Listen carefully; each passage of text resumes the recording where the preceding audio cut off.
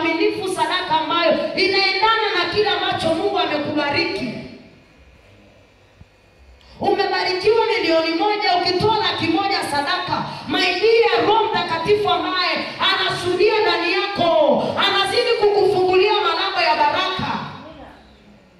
Tutadanganya mchungaji, tutadanganya wazee wa kanisa, tutadanganya mashemasi. Je, aliye ndani yako na unaye sirini, unamwambia nini sasa maidia?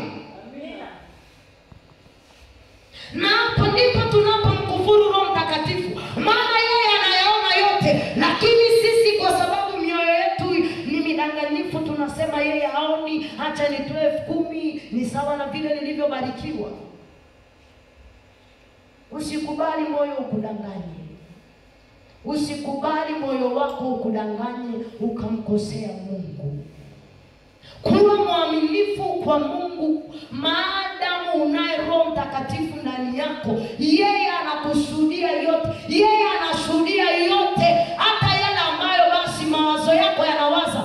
Roho yeye anayajua na anayashuhudia mbele za Baba.